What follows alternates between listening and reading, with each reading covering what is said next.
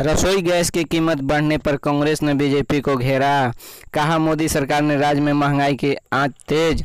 रसोई गैस की कीमतों में इजाफा होने पर कांग्रेस ने इसे गरीबों और मध्य वर्ग के किचन पर हम। प्रवक्ता ने कहा कि सरकार की गलत नीतियों के कारण आम लोगों पर महंगाई का बोझ बढ़ाता जा रहा है। रसोई गैस की कीमत में 50 रुपये की बढ़ोतरी को कांग्रेस ने गरीब और मध्यवर्गीय जनता के किचन पर हमला बताया है। झारखंड कांग्रेस के प्रदेश प्रवक्ता राजीव रंजन प्रसाद ने कहा कि मोदी सरकार के राज में महंगाई की आंच तेज हो गई है। उन्होंने कहा कि कमरतोड़ महंगाई की वजह से देश की जनता बाल है, जबकि भाजपा के नेता और कार्यकर्ताओं। डॉक्टर राजीव रंजन प्रसाद ने कहा कि मोदी सरकार ने महंगाई की एक और किस्त देश की जनता को दी है। घरेलू गैस का सिलेंडर के दाम भी 50 रुपये बढ़ गया है। इससे पहले 22 मार्च को भी इसकी कीमत 50 रुपये बढ़ाई गई थी। 45 दिन में एलपीजी सिलेंडर के दाम 100 रुपये बढ़ा दिए गए।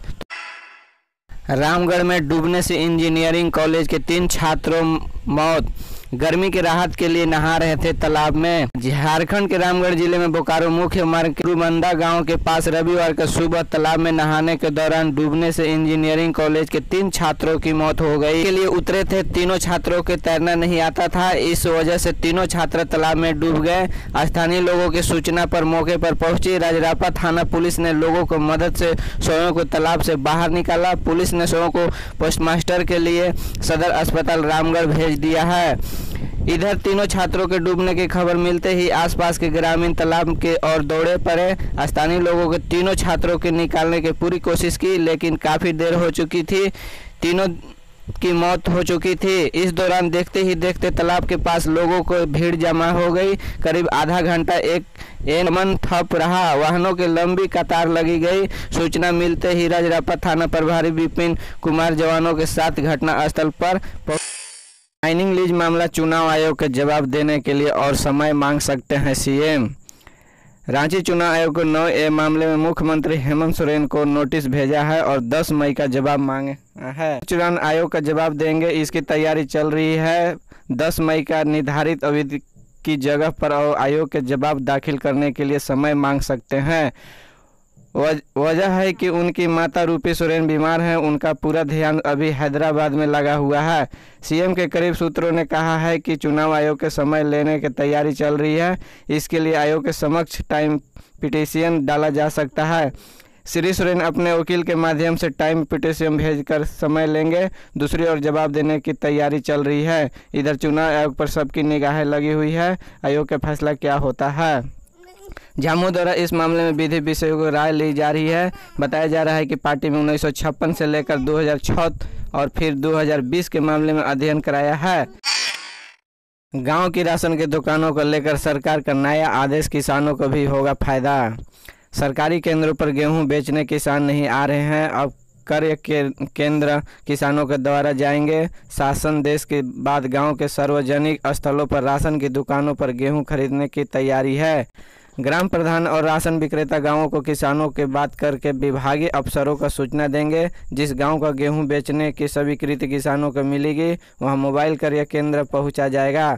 जिला खाद्य वितरण अधिकारी राजेश्वर प्रताप सिंह ने बताया जारी किए हैं। इस क्रम के गेहूँ खरीदने बढ़ाने का मोबाइल क्रय केंद्र का प्रावधान लाया गया है।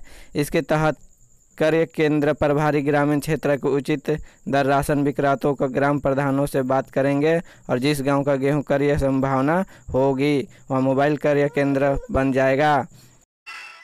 आ रही है हेमंत सोरेन की कुर्सी। चुनाव आयोग के नहीं दिया जवाब, बाबूलाल को करेंगे। राजनीतिक तापमान चढ़ा हुआ है। विधायकों की सदस्य को लेकर खतरे के बादल मंडरा रहे हैं। खनन पट्टा मामले में जवाब के लिए भारतीय निर्वाचन आयोग के मुख्यमंत्री हेमंत जानकारी के मुताबिक मुख्यमंत्री की तरफ से जवाब देने के लिए समय भी मांगा जा सकता है। मुख्यमंत्री इस संबंध में कानूनी विशेषज्ञों की महावीरा ले रहे हैं। बताया जाता है कि निर्वाचन आयोग के अतिरिक्त समय मिलने में दिक्कत आएगी, क्योंकि सीएम को दिए गए नोटिस में जिक्र कि 10 मई तक जवाब नहीं मिले स्थिति में एक तरफा कार्रवाई की जाएगी। निर्वाचन आयोग के अपने मंतव्य से राजभवन को अवगत कराएगा।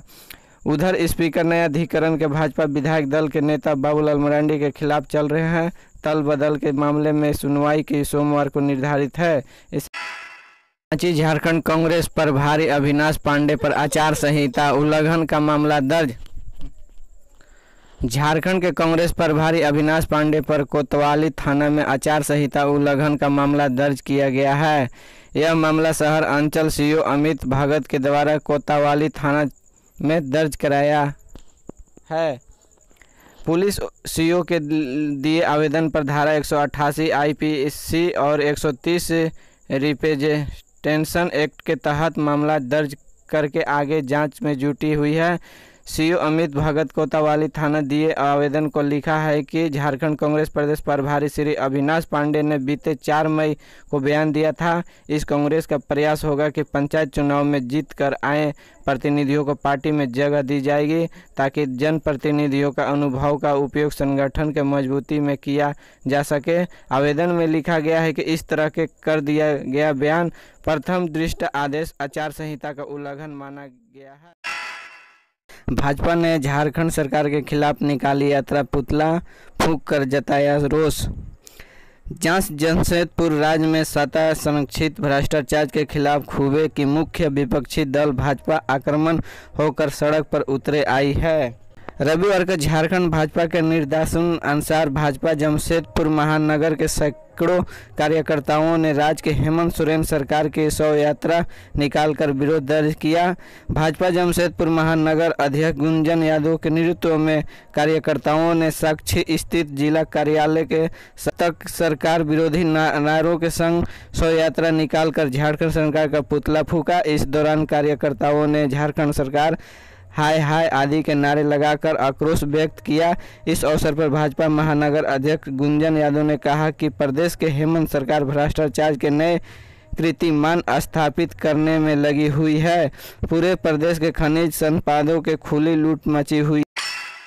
झारखंड में CMPDI ने खोजा कोयले के भंडार, पढ़िए पूरी डिटेल्स की दूरी पर। यह CMPDI ड्रिलिंग कोयले में गुणवत्ता और क्षमता पता करने की कोशिश कर रहा है कि यहाँ कितनी दूरी तक कोयला निकाला जा सकता है। शुरुआती जांच में पता चला है कि यहाँ से करीब 40 वर्ग किलोमीटर पर कोयला भंडार हो सकता है।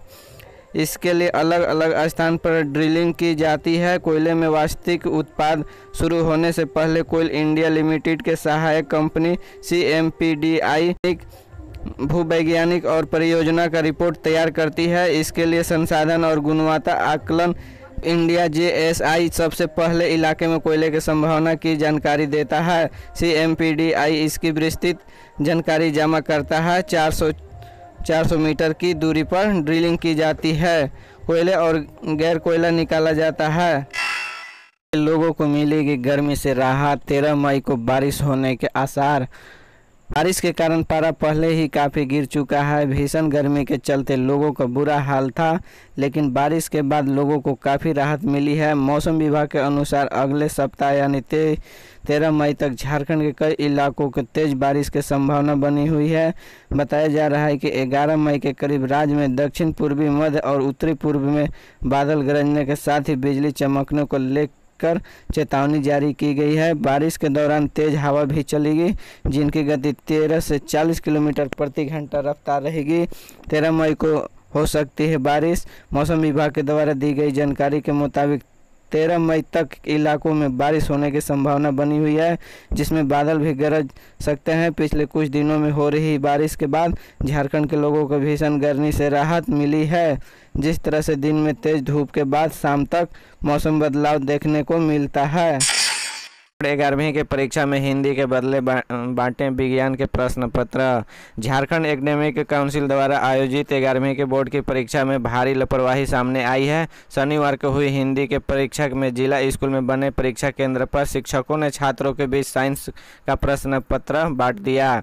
कुछ परीक्षार्थी इस पेपर को भर कर अपने घर चले गए, वही कुछ प्रत्याशी ने इस पत्र आपत्ति जताई, जिसके बाद आनन फानन में प्रश्न पत्रों को बदला गया। हालांकि तब तक करीब 45 मिनट का समय बीत चुका था। छात्रों के प्रश्न पत्र तो बदल दिया गया, लेकिन उन्हें अतिरिक्त समय नहीं दिए जाने के कारण उनके पेपर खराब गए।